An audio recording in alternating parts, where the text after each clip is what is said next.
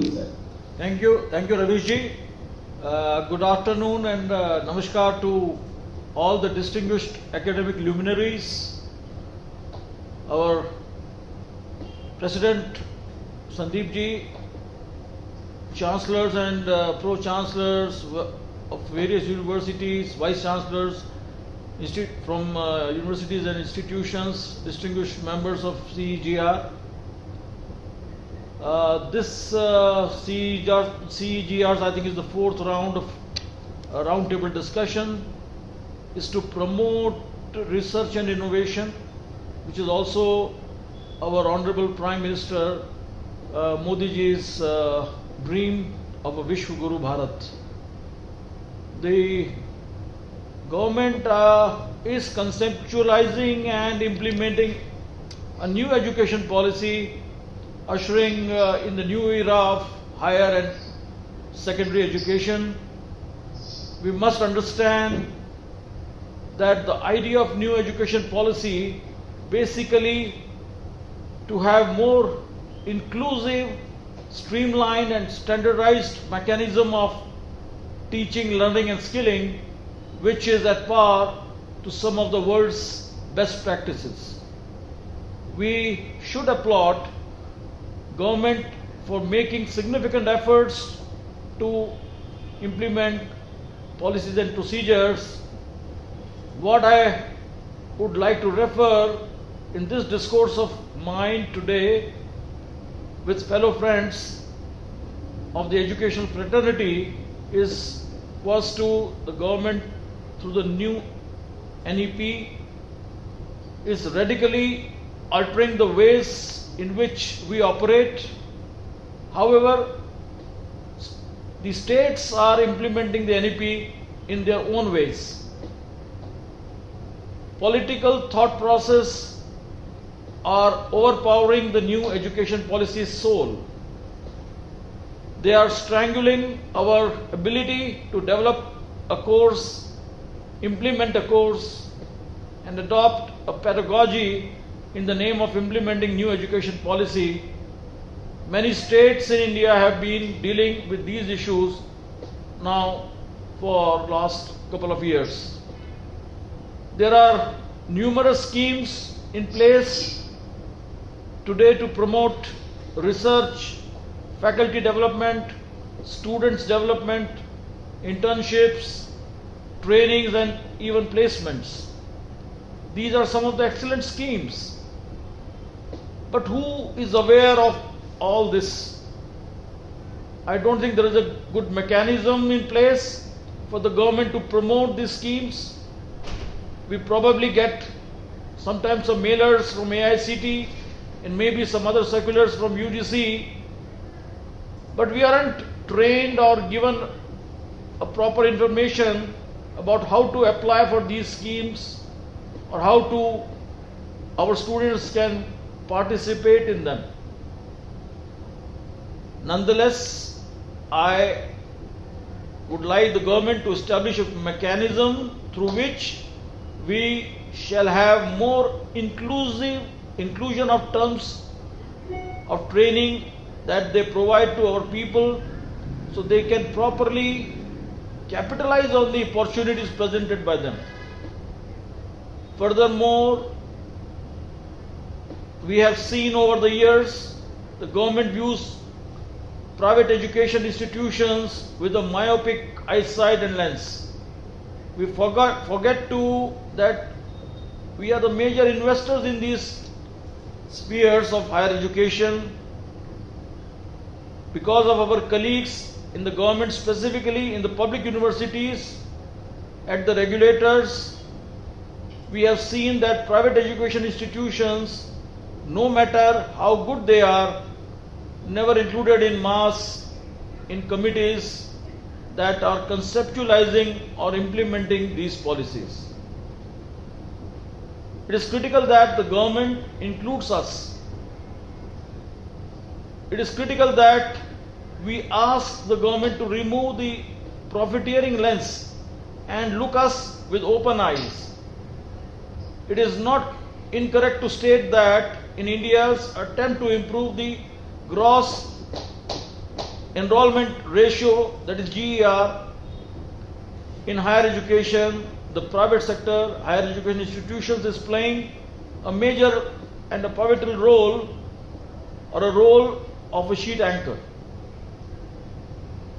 Today, the UGC and the other government research and consultancy agencies granting crores of rupees in research and consultancy base to most of the top institutions or the institutions of excellence.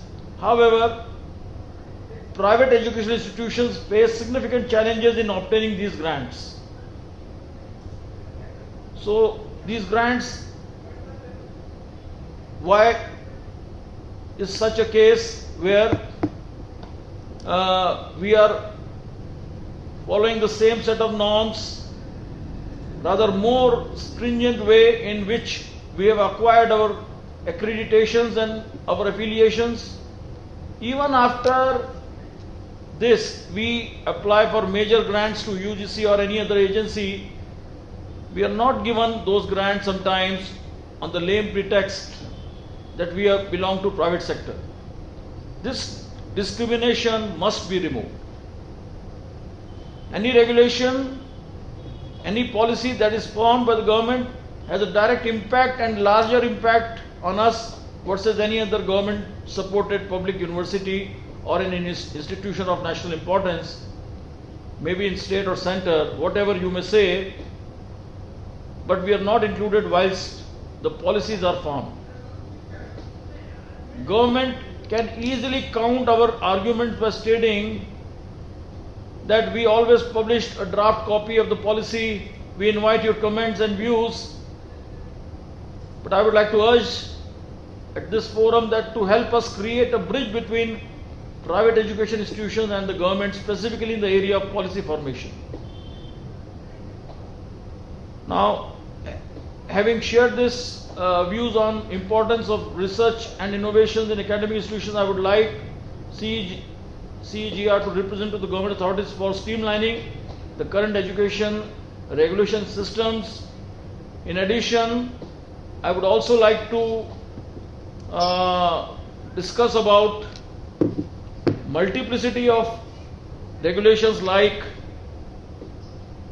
we have to go to universities, state higher education departments, AICTE, UGC, or the private university regulation councils, BCI, AFRC, and similar accreditations, bodies like NBA or NAC, or also for NIRF. So any single agency or system should be developed for such approvals or such accreditations, which would, I would say, cut the productive time for multiple compliances, also reporting, where half of the time is lost into the process, which otherwise could be utilized for more educational productive purpose, or for undertaking some trainings or on-job trainings or skilling our students. The corporate world expects our students to toil hard so that they could deliver to their expectations. Even I would say, in a school child spends close to 8 hours in the school. But when we see that in case of higher education, the timing is much lower. So what is needed, that we should inculcate the habit of hard work and cut on those holidays, because you see, if we are able to provide a foundation where the students are able to work hard, work continuously, they would be able to serve the nation through their prospective employers in industry or corporate world in a much more effective way, and they should be able to work on a continuous learning instead of just preparing for a semester or an annual exam. In my view, the whole thing should be changed more to a kind of a continuous evaluation of their study, what they have learned, instead of just focusing on some week or fortnights studies for appearing into an exam, which in my view provides them more of tension and even at times lead to depression kind of a situation, which with a continuous evaluation and learning teaching process could be avoided. That time which they save to spend with their families, I think would give them a better social life also. On the other side, on that research thing also, we see a lot of research being undertaken is primarily for the purpose of attaining some degrees or some kind of numbers to their adding to their CV, but instead that whatever research is undertaken should be really meaningful, should be able to orient the student or even the faculty, I would say, to have practical implementation models like preparing prototypes or something which could be put to better social and commercial use, and require them to be such only kind of research and development should be recognized for giving them the required recognition in terms of the qualification or degrees, because what is being able to be actually applied, that matters, instead of just preparing something for the purpose of creating thesis and then not being able to put to any tangible or practical use, doesn't have, I would say, any good purpose served. So I think this is what should be this thing, that more focus, more time on the practical learning, on the on-job training, learning, and not only dealing with those kind of half of the year spent only in holidays or in vacations, which I think would not provide them the real kind of a foundation which is so very important when they face the working world, and provide them a hard-working kind of culture. So with these thoughts, I think there are more things which I think our friends from the education fraternity could add, and all those pertinent points I think CEGR should be able to take up in a very focused manner with the authorities, because we are now in the process of seeing HECI getting enacted at any time. So I think even accreditations and all those things would also be limited to one body like NCA, what we hear. So we would like that probably this would become more, I think, a practical approach instead of doing same things again and again in different ways, which only is cutting the good productive and learning time. Thank you, friends. Thank you, Dr. Davish Jain, Chancellor-Prestige University, for the remarkable views. And we are compiling all the views of all the speakers, and we will sending the recommendations emerged from the deliberation of both the discussion to all the stakeholders. And we also welcome Mr. Sasat Singh. He is the founder and managing director of Art School Group of Institution, Lucknow. And we also welcome Mr. Achita Joyce, Chairman of ATMA AMS Kangaroo, in the meeting.